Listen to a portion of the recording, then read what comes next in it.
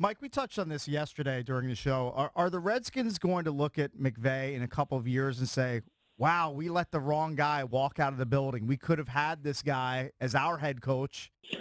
I don't know if it'll be regret. I think that it's something that if you talked to anybody about Sean McVay, even when he just first became the tight ends coach and then when he became the offensive coordinator, everybody around the league said that this was a guy who was going to be a star one day. I just don't know if anybody expected that he was going to have this kind of a success this early on. I mean, he's the youngest head coach in the league. There's players on his roster who are older than him, but he's coming there. He's a really good leader, really understands how to scheme, and then also just get people to buy into his philosophies. And I think that the Redskins knew that, okay, Sean is going to be a guy that he's only going to be here a certain amount of time. I don't think that they felt comfortable, parting with, getting rid of a guy who's got a little more experience as far as Jay Gruden and going with somebody like Sean McVay. That would have been that would have had to take some incredible foresight, and obviously the guys there don't really have a whole lot of that from what we've seen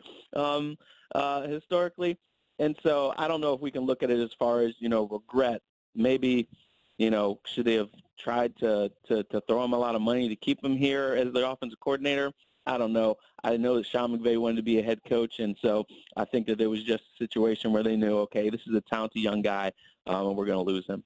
Is Gruden on a shorter leash, in your opinion, or are the injuries a decent excuse to keep him in for another year? And then I think that the belief inside the organization is that Jay is doing a pretty good job for the hand that he's dealt right now. They decided to overhaul their wide receiving unit, and so that was going to be a struggle. They knew that maybe the offense would take a little bit of a step back.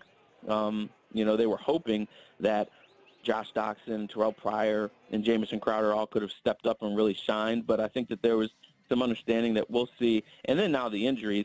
There's nothing you can do. I mean, there's only so much you can do when you have your starting offensive line is basically all banged up. You've lost a lot of guys on defense as well. I think that they feel like, hey, we went up to Seattle, got to win there where we probably shouldn't have. Yeah, they would have liked to have come back and won that game against Minnesota, but they very well are probably going to finish around 500, and these guys aren't giving up on Jay yet. It could be a whole lot worse if you look at, different situations in Cleveland and the Giants and things like that.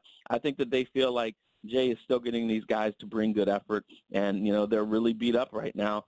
And so that's going to give Jay time. We'll see what happens with Kirk Cousins. They still like Jay. And, I think that he's going to be here for, a little while longer at least. All right, so give me a scenario here where they can pull this off. There's been 2 times, Mike, where I thought that we realistically had virtually no chance.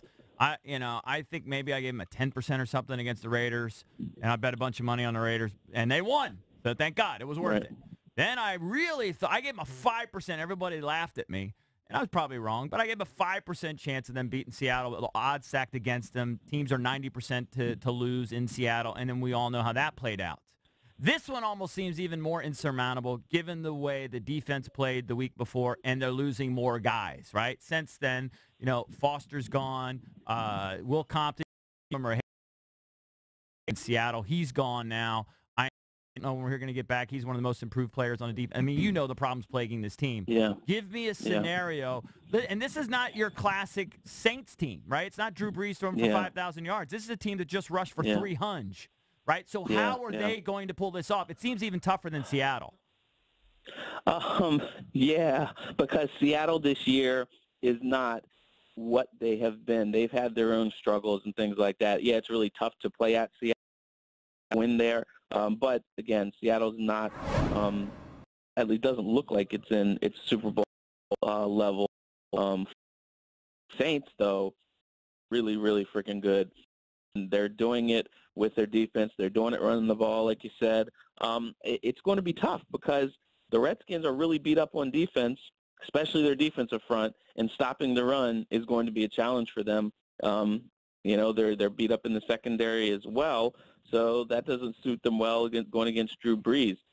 They just have to hope that somehow, Greg Minuski had a battered group, and he figured out a really good way to scheme up Russell Wilson.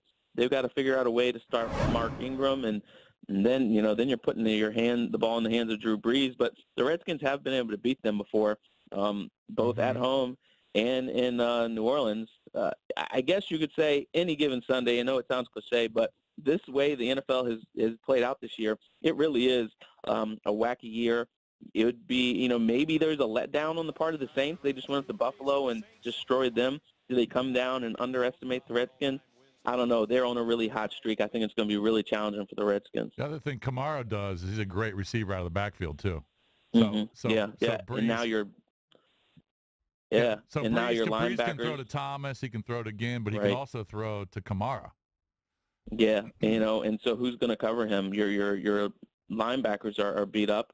Zach Brown's got really good speed and coverage, so maybe you put him there. Your safeties are beat up, who are also cover, running backs out of the backfield.